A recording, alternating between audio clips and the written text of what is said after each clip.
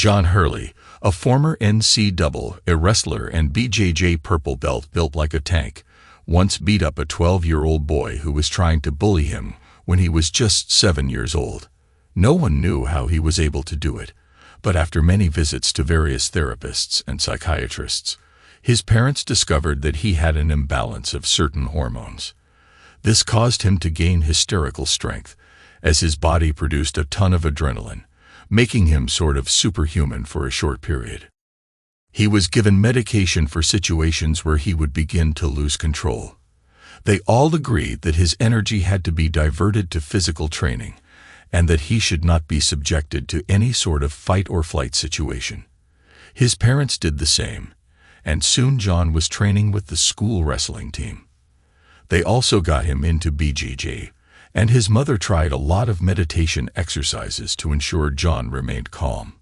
It all seemed to work, and somehow, John became a calm man, though everyone who knew him well called him the Hulk. His coaches used to pump him up before any match, knowing that once the Hulk came out, there was no stopping him from victory. They also knew that most of the time, John was in total control. However, they never knew what would happen if he ever exploded. John's college life went smoothly. He found a nice job, and things seemed to take a turn for the better when he married Donna. John Hurley was on his way home from Seattle after wrapping up a successful negotiation that would significantly improve cash flow for the software company he worked for. On top of that, he had the opportunity to see his younger sister Lisa, who had come up from Tacoma, where she attended the University of Washington. They had a good dinner at the Hilton Garden Inn and spent a couple of hours catching up. It had been a few years since he had seen her, and he enjoyed the time they spent together. Now, he was looking forward to seeing Donna, his wife of nearly 5 years. He hated being away from her, but unfortunately, that was just the nature of his job. What he was really looking forward to was their 5-year wedding anniversary, which was on Friday, the day after tomorrow. Unknown to her, he had already made a reservation at a local resort hotel for the weekend and had ordered a blue sapphire sunburst necklace he intended to give her at the hotel. His plan was to pick it up from the jeweler's shop the next afternoon. Right now, though, he wondered where she could be. He called her cell phone before he boarded the flight, but it went straight to voicemail. He also tried calling the house, but that too went to voicemail. Perhaps she's just out shopping with one of her friends, he thought. He thought about Donna and how much he missed her. Standing at just under 5.5 feet, she had long wavy dark hair, hazel eyes, and a dark complexion that looked like a permanent suntan. The only complaint he had was her insane jealousy. She was normally one of the sweetest women he had ever known, but he hated it when she made her false accusations. He loved her too much to ever cheat on her and went out of his way to make sure she realized that. Still, it had gotten so bad that he couldn't even have a business meeting with a female colleague without Donna thinking they were having an affair. He thought he had finally nipped it in the bud when he challenged her to hire a private investigator and have him watched. Maybe, he thought, once she had proof of his fidelity, she would back off and realize her fears were unfounded. He was getting more than a little fed up with her jealousy and false accusations. It's not that he didn't have secrets from her. He did, and her constant harping on his so-called infidelity threatened to bring one of those secrets to light in a very ugly way. He felt his heart rate increase as he thought about her constant harping on the subject. He took a few deep breaths as he had been taught, but to no avail.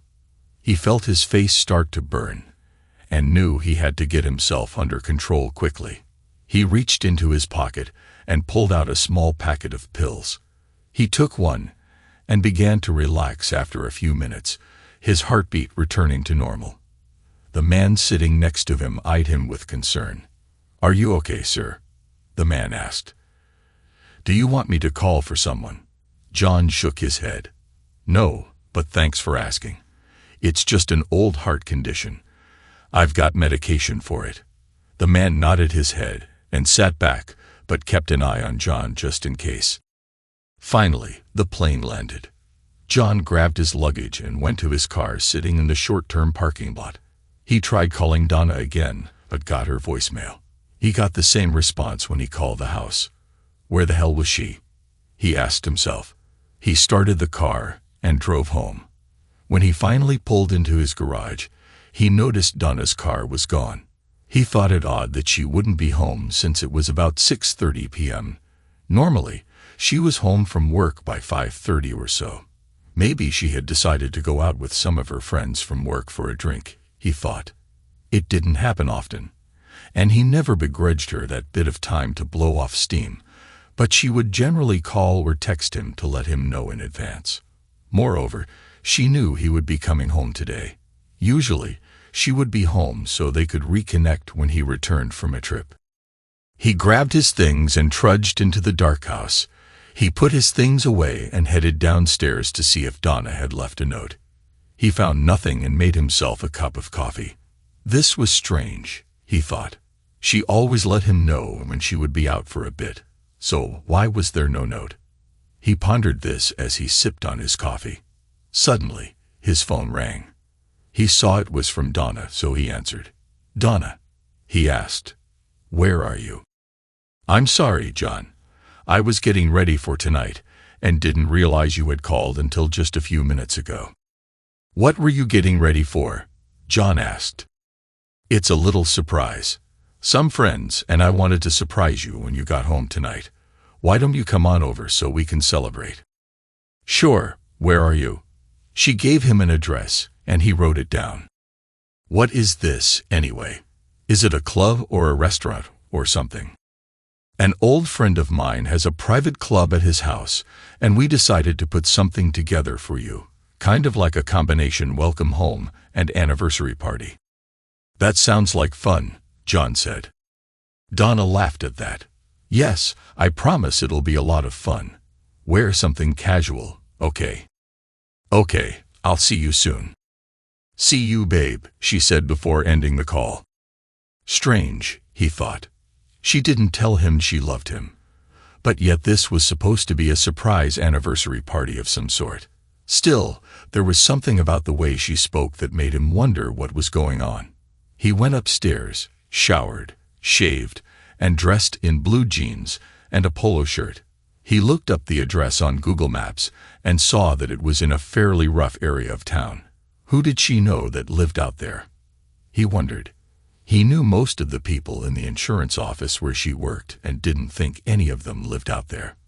So who was this friend? He knew she once ran with a group of fairly rough types when she was younger but thought she had outgrown them. He locked up, got in his car, and punched the address into his Google map. He backed out and followed the GPS device to the address and was a bit shocked when he reached the destination. A medium-sized house sat in the middle of a lot that was surrounded by a chain-link fence. He noticed the pickups and motorcycles parked around the place and started to get a bit concerned since he didn't recognize any of the vehicles. He pulled in, parked, and went to the front door. A large man wearing a t-shirt and jeans opened when he knocked on the door. John noticed the beer in his hand and heard rap music coming from inside. Yeah, the man asked. I'm John Hurley, and my wife Donna asked me to meet her here. I hope I have the right address. The man smiled, but John wasn't convinced it was out of genuine friendship. The man reached up and shook John's hand. You must be Donna's old man. You can call me Jabari. We've been expecting you. Come on in. John walked in and looked around to see several other large men in the front room. Hey, everyone, the man of the hour is finally here, Jabari said. The other men nodded and smiled at John.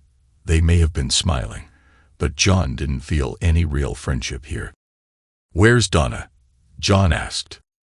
Oh, she's downstairs getting ready for the main event, Jabari said, causing the others to chuckle. Want a beer? Yeah, sure, John said. One of the others handed John a bottle of cold beer. Thanks, John said as he opened it and took a tentative sip. So, what is this main event? He asked Jabari. The surprise. Your old lady wanted to do something special for your anniversary and asked us to help her out. I'm afraid you have me at a disadvantage. Who are you guys? Well, that over there is Chad, Jabari said, pointing at one of the men in the room. Over there is Jamal, and that guy standing next to him is Tyrone, he added. That big fella back there, we call him Bull. I'm sure you can understand why. John saw the very large, muscular black man standing by the kitchen table. All of them looked to be as mean as snakes, and John saw the large knife sheathed in a scabbard on Jamal's hip. Yeah, and you're all Donna's friends. Yep, Chad said. I've been for a while. Haven't seen her much since she married you, though. She never mentioned any of you to me before, John said. I'm not surprised. Most people try to avoid us as much as they can. And you have a private club here? John asked. Yeah, Jabari said. Down in the basement. Built it ourselves. We like to get together from time to time, have a few drinks, bring in some entertainment. The others chuckled at that, but John's hackles were raised. Something bad was about to happen, but he didn't know what. John heard footsteps coming up from the basement. She's ready, a sixth man said as he walked into the front room. Is this her, old man? Yeah, Jabari said. John, this here's Jake. He'll escort you down. What's going to happen? John asked. A little surprise. I promise it'll be an evening you won't forget. The others chuckled, but John was nervous. It'll be all right. Come on, Donna is waiting for you. John walked over to Jake, who led him downstairs. Happy anniversary, Jabari said as John began his descent. When he got downstairs, he saw a small bar in one corner of the basement and a well-lit raised area that occupied one end of the room. A curtain was hung across the end of the area, which he realized was probably a stage. What concerned him the most was the bed in the middle of the stage and the camera mounted on a tripod a few feet back. There were several neon beer signs hanging on the walls, and the room was fairly dark, like a bar or a club. A pool table was placed at the opposite end of the basement, and John saw a few tables in the room. A jukebox occupied one area of the wall, and John realized that was the source of the music. Two other men stood in the room and watched John as he entered. Jake led him to a chair that sat in front of the stage. The chair sat next to a table, but faced the stage. Have a seat, Jake said, pointing to the chair. Where's Donna? John asked. She'll be out shortly. Go on, sit down. You can put your beer on the table if you want. John set the beer down and looked around. Something inside told John he needed to get the hell out of there. But he suspected the 5 men upstairs were not about to let him go. Plus, he was worried about Donna. What would they do to her if he ran out? He took one last sip and placed his bottle on the table. The moment he sat in the chair, Jake and the other 2 men quickly grabbed his arms and zip-tied them to the arms. What the hell is going on? John asked, getting angry. The men ignored him and zip-tied his ankles to the legs of the chair. Get me out of here right now, John demanded. Shut up, a hole, he heard his wife say. He looked up and saw Donna wearing nothing but a tiny thong and a half-bra. What the hell is this? John demanded. Why are you dressed like that? Who are these guys? This is to celebrate our anniversary, she spat. These guys are my friends, and they're going to help me teach you a lesson about cheating. She threw a picture on his lap, and he looked. It was a photo someone had taken of him eating dinner with his sister. I've never cheated on you. You've got this all wrong, she screamed. Suddenly, John saw stars as one of the men who tied him to the chair hit him in the face. John shook his head and closed his eyes. Stop it, Donna told the man who backed off. I'll be the one who teaches him his lesson. She turned back to her husband. Donna, stop this right now, and we can discuss this. It's not what it looks like. Oh, really? She asked. It looks to me like you're enjoying yourself with that blonde floozy. So if you can enjoy yourself, so can I. But unlike you, I'm not going to keep it a secret. With that, she turned away and stepped on the stage. Okay, boys, it's showtime. John tried to object, but one of the men put a ball gag in his mouth, preventing him from saying anything. He tried to fight the man but was unsuccessful. By now, all the others had made their way downstairs. Jabari stood next to him and whispered in his ear, "Nothing personal, but Donna is an old friend, so we decided to help her teach you a lesson. Now sit and enjoy the show. Don't try to be a hero. Once she's done, we'll let you go. Maybe she'll go with you. But that's up to her."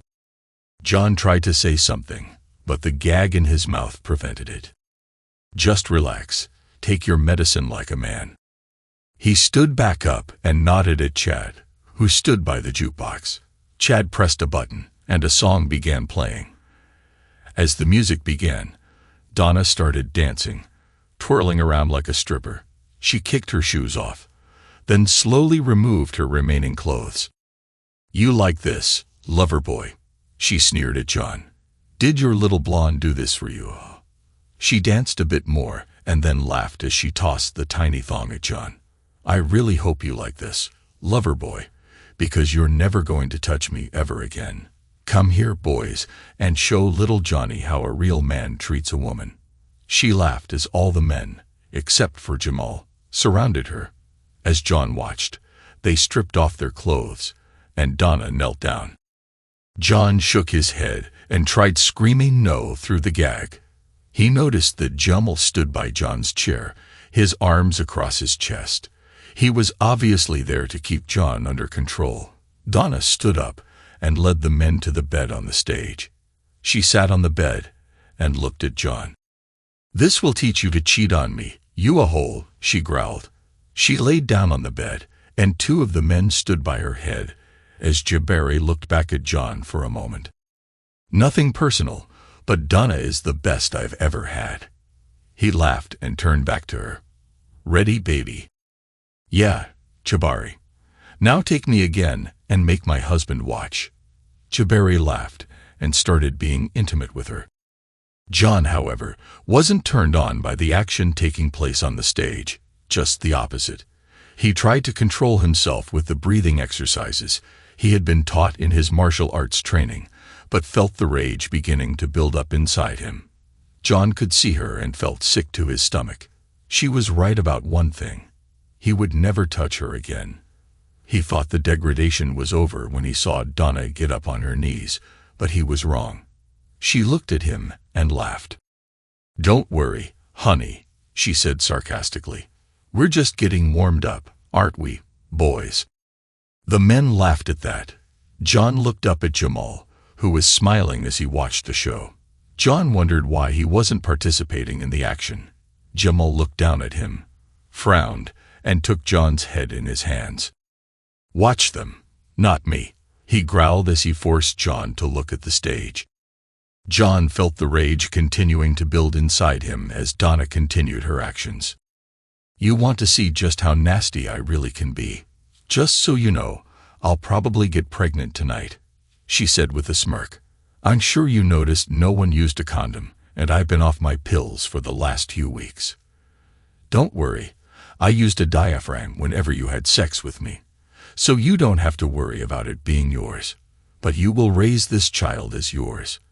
And if you refuse, I will divorce you and wreck you. I will take away everything from you. I will make you a pariah in society and label you as a domestic abuser and a cuck." John shook his head, his anger blurring his vision. "You're probably wondering why Jamal hasn't done me, aren't you?" she asked. "You see, Jamal prefers men over girls. And after tonight, you will too." They all laughed as John felt his face get red hot. He turned and looked at Jamal, and noticed he had unzipped his jeans.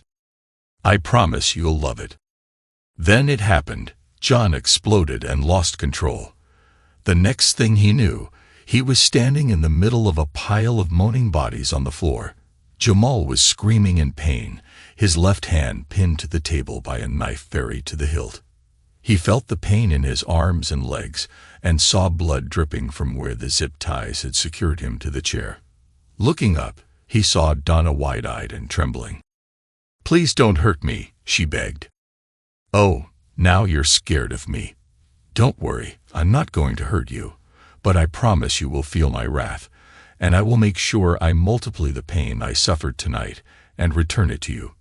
Keeping his eye on her, John pulled his phone out of his pants pocket and dialed 911. When he finished, he put his phone away and looked at her. "You stupid woman," he growled. "John, I've got you dead to rights. You cheated on me with that blonde. I was just getting even with you. So you got a PI to follow me in Seattle, is that right?" he asked. "Yes, and I got that photo," she replied nervously. "Did you bother to read the report that came with it?" John asked. She shook her head. "No, all I did was look at the photo." "That was my sister, you ignorant woman," John yelled. "The last time we saw her was at our wedding. She's a senior at the University of Washington in Tacoma. She came up to visit me in Seattle, and we had dinner. That's all, just dinner. So you saw the picture and didn't even ask me about it. You just made an assumption, like you always do. Well, guess what? You're right about one thing. I'm never touching you again. I'll see you in jail, and then I'm divorcing you. I'm glad you did this and pulled the final straw. We're finished." "No, John, please don't do that," she begged, walking toward him. "Trust me, Donna, you have no idea what I want to do to you right now. So, for your own safety and physical well-being, stay away from me." "John, please," she begged. "I made a mistake, that's all." "Yeah, you made a mistake all right. I'll teach you what happens when you make a planned mistake. You played your part, Donna. Now, starting today, I will make you pay." By then, the police had arrived, and several officers came downstairs after breaking the front door down. They each had their guns drawn and looked around at the carnage. They quickly moved through the basement, checking each of the men. One officer pulled the knife out of Jamal's hand and watched as he slumped to the floor. A sergeant approached John. "Did you do all this?" he asked. John nodded his head. "Why?" the sergeant asked.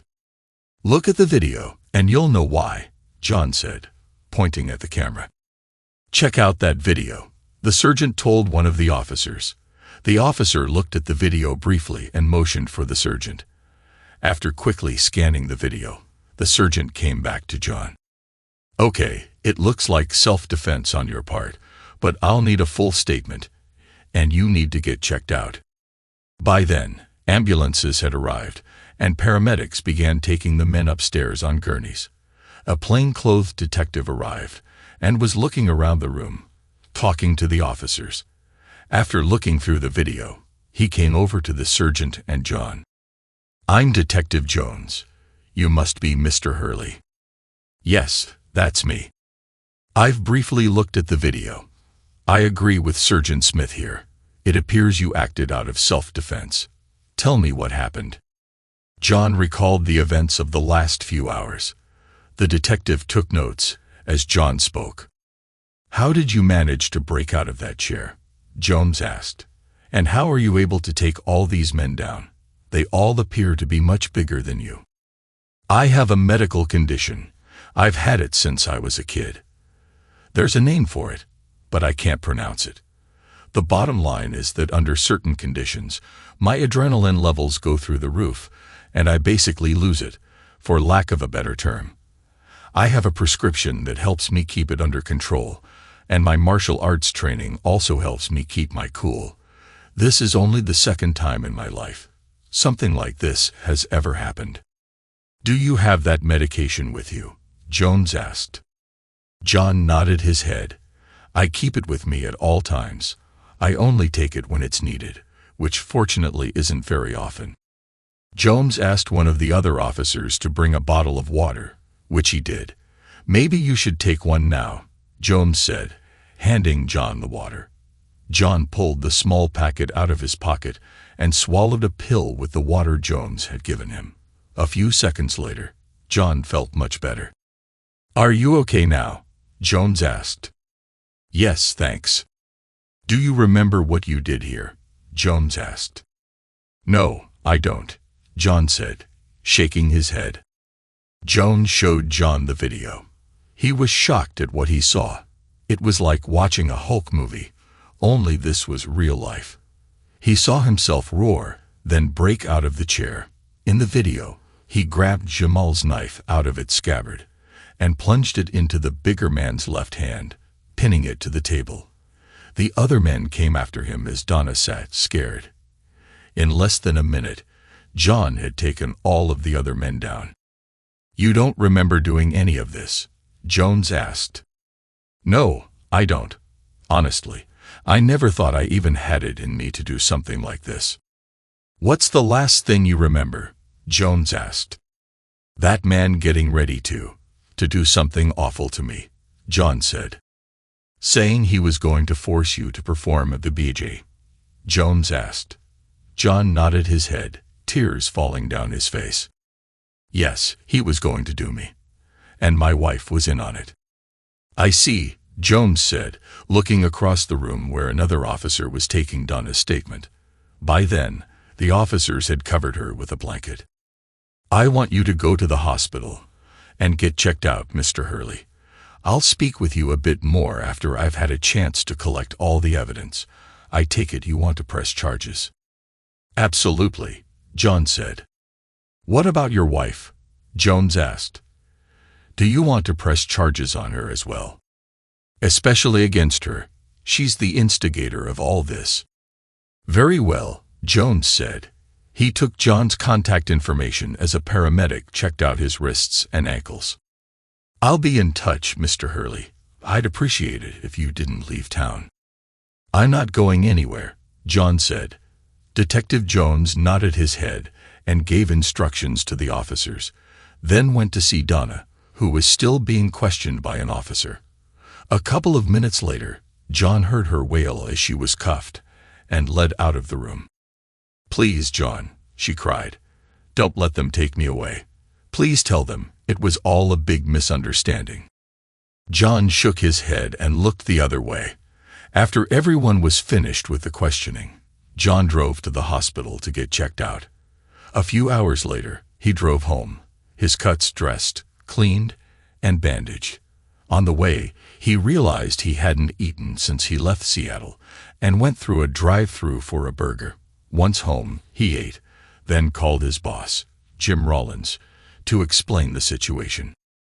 "Dan, John, I'm sorry to hear that. Look, why don't you bring the signed contract and then take the next week off? You've got plenty of vacation time coming." "Thanks, Jim, I appreciate that," John said. After he calmed down, John showered and went to bed. The next day, he went to the jewelry shop and canceled the order for Donna's necklace. He ended up paying a small restocking fee but got most of his money back. He also canceled the hotel reservation and had the charges reversed. He then called around and set an appointment to see Jenny Hawkins, attorney at law, about a divorce on Friday. He had just finished eating lunch when his phone rang.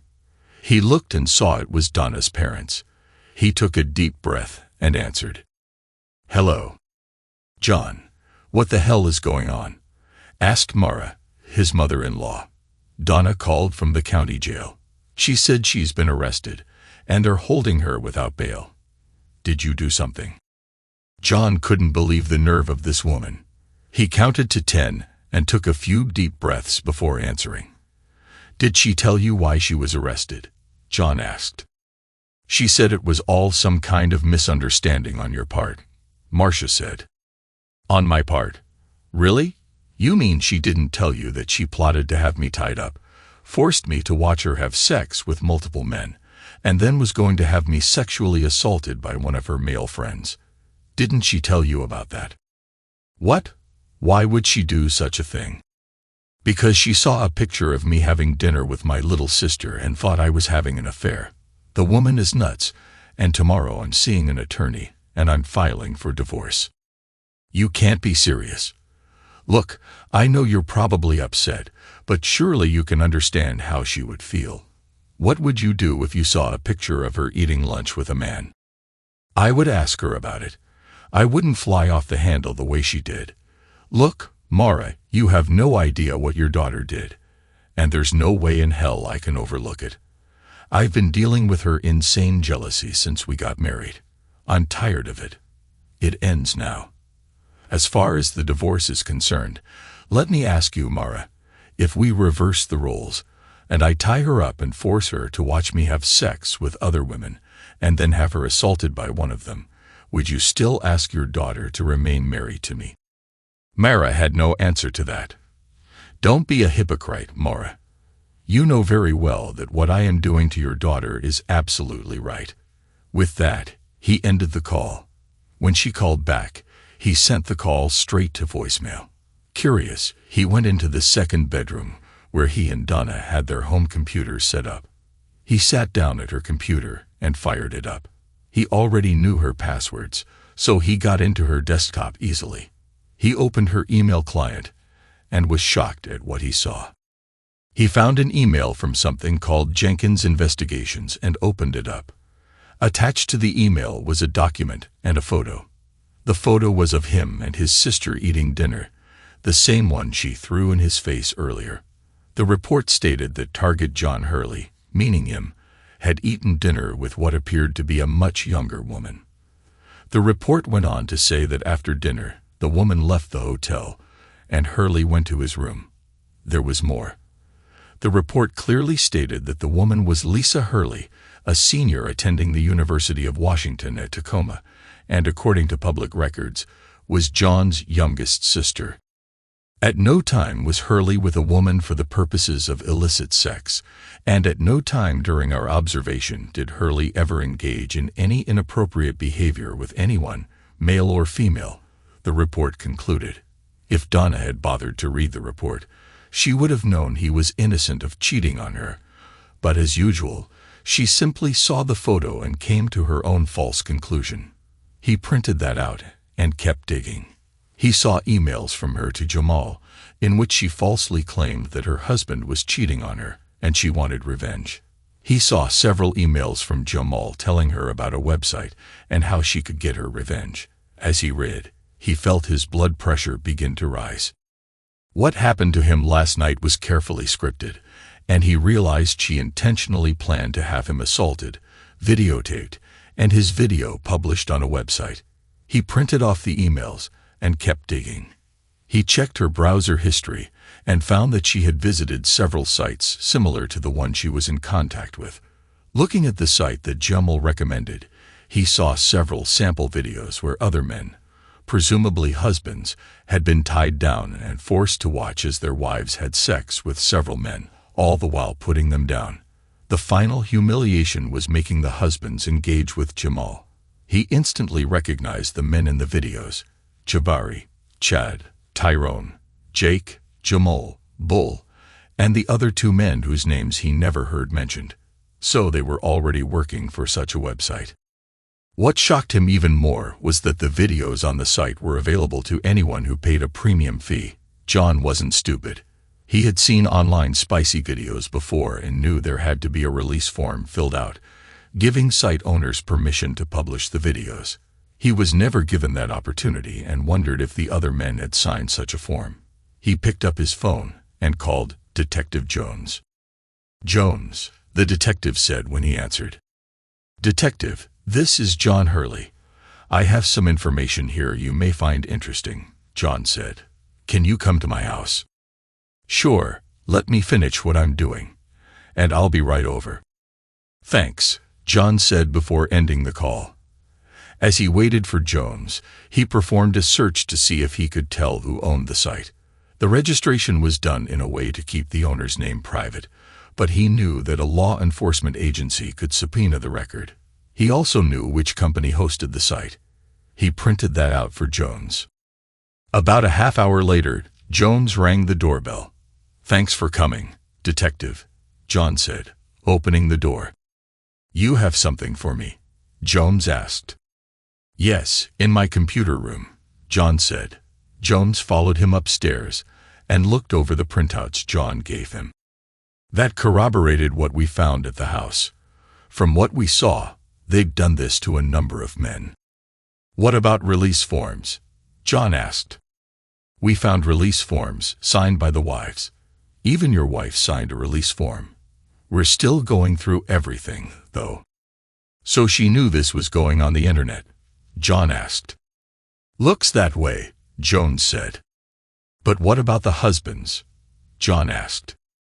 I don't recall seeing anything like that. But like I said, we're still going through all the evidence. Look, I'm going to have to confiscate your wife's computer for evidence. Go ahead. I'd like to keep these printouts for my attorney, though. The files are still there in her email. Jones nodded his head after giving it a bit of thought. Sure, but don't destroy them. After Jones left with Donna's computer, John sat at his machine and had a brainstorm. He began searching some of the video sites and found several fairly lengthy videos produced by the site. He scanned through them and saw that in each one, the husband was treated much as he was while the wife took on all of the other men, except for Jamal. Each video ended with Jamal engaging in sex with the husbands. He looked back through the email thread he printed from Donna's computer and read it carefully. There it was in black and white. Just so you know, Chiberi wrote, we usually end the session with some sex involving the husband. Are you okay with that? Oh, definitely, Donna wrote back. How far does it go? As far as you want, so long as your husband agrees to it, Chiberi said. I'd like to see him get screwed, Donna wrote. Can you do that?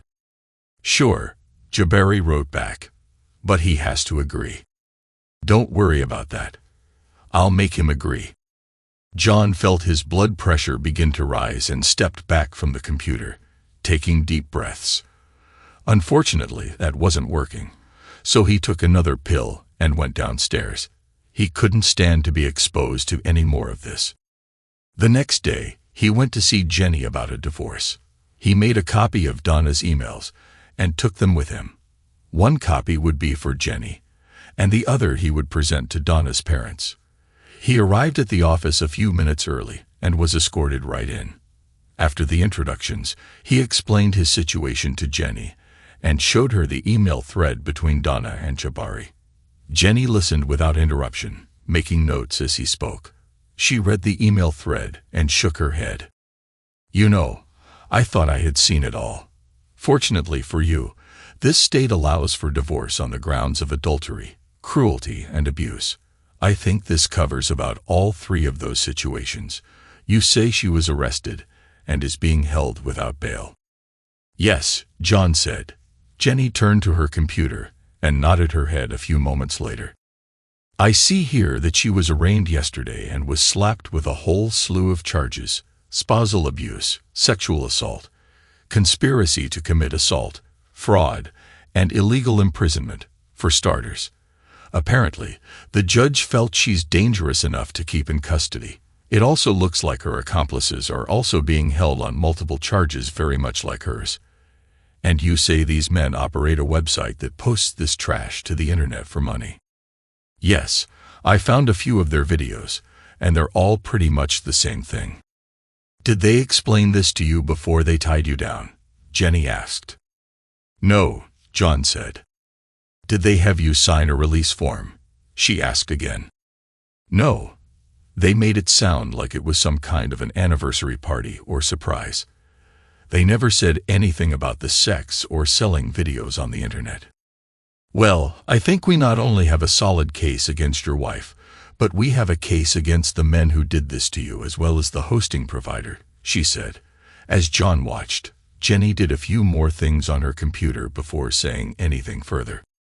Do you know if they offered your wife any royalties for this video? She asked. No, I haven't seen anything like that, John said. It looks like that website gets a lot of traffic. I'll bet they make a ton of money off this filth. Okay, here's what I'd like to do. I'll write up the divorce papers asking for 90% of everything. On top of that, we'll ask for the house and everything we can get our hands on. The judge may not go along with that, and it's possible we'll have to negotiate our way down. That's just a starting point. We'll use this email thread and the fact that she's being held without bail as leverage. If they do release her, I'll get a restraining order against her and her accomplices, but I don't think you have much to worry about there. You say Detective Jones has the video they made as evidence, and it never got to the internet?" she asked. "He has the video. As far as I know, it never got to the internet, but it would have gotten to the web," he said. "Oh yes," he told her. She nodded her head. "Okay," she said, taking notes. "I'll get with him about that video. We'll have her served, and if you want, I'll file a civil claim against the website owners and the hosting provider." "Yes, that would be good," John said. She looked at him before continuing. "Do yourself a favor, don't visit your wife. Stay as far away from her as possible. Don't even think about what she did. Let me and the authorities deal with it. From what you told me, you'd be better off not even thinking about her. If you want, I can set you up with a therapist to help you deal with this. Would that be all right?" John nodded his head. "Yeah. I've tried everything I know, but it just doesn't seem to be enough. Normally, the breathing and the medication keep me under control, but I've never had to deal with anything like this." "I understand," Jenny said. She handed him a card. "I'll give her a call right now if you want." "Please," John said. She picked up her phone, called, and made an appointment for him. When she finished, she smiled and looked at John. "Dr. Sykes said she can see you this afternoon at 4:00 p.m. Will that work for you?" John looked at his watch, then nodded his head. "That'll work. Thanks." "Good. Here's some things you need to take care of right away," she added, handing him a sheet of paper with a list of things he needed to get done. Most of it involved the bank, so he decided to take care of that after his appointment with Jenny. "I'll take care of this right away," he said. "Terrific. Listen, I know this has been rough on you, so I want you to rest, relax, and let us take care of things. You understand?" "I do," he said. "Good. Don't worry, John. This will all work out, and you can move ahead with your life." He thanked her and left. After leaving a healthy retainer, he went to the bank, paid, and closed out their joint credit cards. He withdrew everything but 10%, then opened a new account in his name only and applied for a new credit card. From there, he stopped at Donna's parents' house and explained to them what happened, showing them the email chain between Donna and Jabari. They were shocked when he told them what he knew. "This is sick. I can't believe she'd actually do something like this. Are you sure you didn't cheat on her, John?" "Mara, I love Donna with all my heart, and I never even thought about cheating on her. She saw a picture of me having dinner with my baby sister and thought we were having an affair. She didn't even bother to read the report. If she had, this probably wouldn't have happened." She shook her head. "I don't know what to tell you, John," she said. "I'm truly sorry this happened to you. I'm sorry I married her. Just do me a favor and stay in touch, okay? We've always thought of you as the son we never had." "I'll do that, Mara. By the way, her car is still at that guy's place. I'll give you her keys if you want to go pick it up. I'll bring her stuff by later today or this weekend sometime." "Okay, thanks." He handed her the keys and gave her the address. By then, he had just enough time to get to his appointment with Dr. Sykes. Dr. Sykes, Rhonda to her friends and patients, listened to John's story and said nothing until he was finished. "I've heard about your condition, but I've never met anyone who was actually diagnosed with it. And you say you've been using martial arts training to help keep it under control." "Yes, breathing exercises mostly. That along with medication to help my blood pressure. It usually works pretty quickly, and until recently, I've hardly had to use it at all." "Are you still taking martial arts training?" she asked. "Yes," John said. "Maybe we should take a look at some exercises in meditation. Would you be open to that?" "I would." "Good. We've got a lot of work to do, John, but I think we can help you through this without any more medication." "I would prefer that." He left and went back home, where he bagged up Donna's things, including all their wedding photos and her wedding dress. He looked around and boxed up some trinkets she had collected over the years. They meant nothing to him now, and he wanted nothing in the house that would remind him of her. That weekend, he changed the locks on the house, took Donna's things to her parents, and did his usual weekend yard work.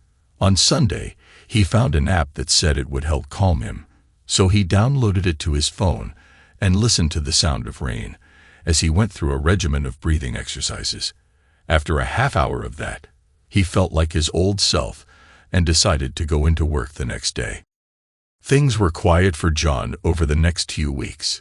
He went to work, went home, watched television, relaxed, and went to bed. The place seemed much quieter without Donna, and he enjoyed being able to do what he wanted without her constant accusations.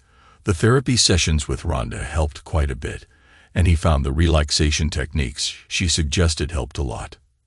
He stayed in touch with Jenny, who said she was going to wait until after Donna's trial to have her served. Her thinking was that the divorce would go smoother if she was a convicted felon. The day of Donna's trial came around, and he was asked to testify, which he was more than happy to do. The jury was shocked when the DA presented his evidence, which included John's testimony. They were so shocked that they came back with guilty verdicts on all charges in just a couple of hours. The judge had no sympathy for her either, sentencing her to the maximum possible under state law, 20 years. She would be eligible for parole in 15 years. The judge said as she was being let out, a process server stepped forward. He verified her identity and handed her a manila envelope. "You've been served," he said. Defeated, Donna signed the papers and handed them back. "Have a good day," the server said as he accepted them. She looked at John with tears in her eyes, but he simply looked away. The deputies escorted her out and took her to the van that would transport her to the state women's prison. The trials against Jabari and his crew took quite a bit longer. Detective Jones found a treasure trove of evidence which suggested they had victimized up to 15 men over the last 13 months. They found what appeared to be releases signed by the husbands they had targeted, but the men they had tracked down said the releases were signed after the fact and under duress. Making matters worse, the site owners had also posted personal information about the men they targeted. At least 3 of the victims had committed suicide as a result of what was done to them. By the time it was all said and done, all of the men involved were sentenced to 25 years of hard labor. The site was torn down, and all of the victims, or at least all of the men Jenny's team of attorneys could locate, received a huge sum of money which bankrupted Jabari and his associates. The hosting providers settled with the men, which added to the pot. John nearly broke down crying when Jenny presented him with a $2 million check. While he appreciated the restitution, the money did very little to soothe his broken heart. "You're a good man, John Hurley," she told him. "There are lots of good women out there who would love to be with you. You'll find her." "Thanks, Jenny. Maybe one day." John continued seeing his therapist, who helped him deal with his issues. Over the next 2 years, he buried himself in his work and dated periodically, but it was only in the last couple of months that he dated the same woman more than once. "He's got a lot of issues to deal with," his therapist wrote as she transcribed her notes. "But on the upside, he hasn't had any more episodes and seems to be moving forward. I think he'll do just fine in the long run. At least I hope so," Rhonda thought. A few days later, John met a man at a local bar. The discussion took not more than 10 minutes. John walked out to his car and waited. The man walked near him and picked up the small briefcase that John had already placed on the ground. Both men looked at each other and walked away with a nod. 5 days later, John learned from Jenny that Donna had gotten pregnant from her actions on that fateful night, but had suffered a miscarriage when 3 large women attacked her in the bath. She was bleeding heavily and was in the hospital. Jenny also said that Donna would never be able to conceive ever again. Likes of her should never breed, John thought to himself. 7 days later, Jabari and Chad were killed when a huge riot broke out in the prison during lunch hours. 2 days later, Tyrone was found hanging in his cell. 3 days later, Jake was trying to climb the prison wall with 2 other inmates when he was shot and killed by the prison guards. The other 2 prisoners somehow were unharmed, and as for the guards, they were very compliant and never tried to climb the wall. Bull and 2 others died under mysterious circumstances. As per the autopsy, they were poisoned. Jamal was the luckiest of them all, at least that is what he thought, when he was able to escape the prison with 2 other inmates and cross the American border to Mexico. What he did not know is that he never escaped. His partners in crime took him straight to Baja. He was eating at a local diner where he met a beautiful woman. They danced together, and she offered to take him to her home. Jamal was grinning ear to ear when she took him to her bedroom. It was dark, and suddenly he was hit behind the head, and everything went dark. A few moments later, Jamal opened his eyes and found himself tied to a chair. A man walked to him and held a phone in front of him. "Hello, Jamal. Hope you remember me. I guess my friend has treated you well. I have asked my friend to be gentle with you and stretch the night as far as possible, just like you told me once. I promise you will love it." Jamal tried to scream, but his mouth was gagged. A few moments later, Jamal heard the roaring sound of a chainsaw. A man dressed in a yellow raincoat and a gas mask on his face stood before him. The man took the chainsaw and walked closer and asked, "Do you like stew?"